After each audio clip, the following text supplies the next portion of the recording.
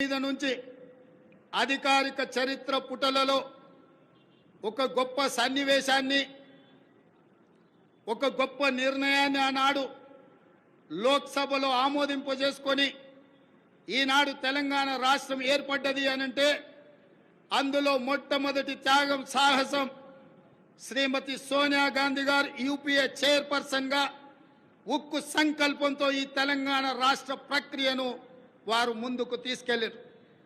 రెండవ బాధ్యత బాబు జగజీవన్ రామ్ గారి సుపుత్రిక శ్రీమతి మీరా కుమారి గారు లోక్సభ స్పీకర్గా, మహిళగా, ఒక కన్న తల్లిగా పిల్లలను కోల్పోతే ఆవేదన ఎట్లుంటుందో తెలిసిన అమ్మగా మీరా కుమారి గారు సంపూర్ణమైన సహకారాన్ని అందించి ఆనాడు తెలంగాణ బిల్లును లోక్సభలో ఆమోదించడంలో అత్యంత క్రియాశీలక బాధ్యత వారు పోషించారు.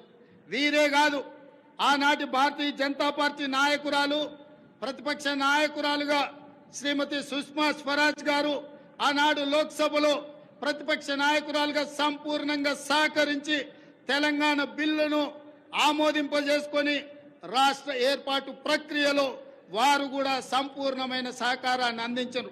ఈ వేదిక మీద అందుకే తెలంగాణ నలుమూలల నుంచి తరలి వచ్చిన వేలాది మంది మా ఆడబిడ్డల సాక్షిగా శ్రీమతి సోనియా గాంధీ గారికి, మీరా కుమారి గారికి, సుష్మా స్వరాజ్ గారికి తెలంగాణ 4 కోట్ల ప్రజల తరఫున వారికి కృతజ్ఞతలు తెలియజేస్తున్న ఈ తెలంగాణ చరిత్ర పుటలలో మీ త్యాగాలు, మీ గొప్ప నిర్ణయం ఎప్పటికీ ఉంటుందని భావిస్తూ మీ అందరి దగ్గర సెలవు తీసుకుంటున్నా.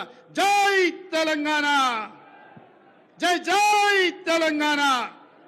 ధన్యవాదాలు మిత్రులారా.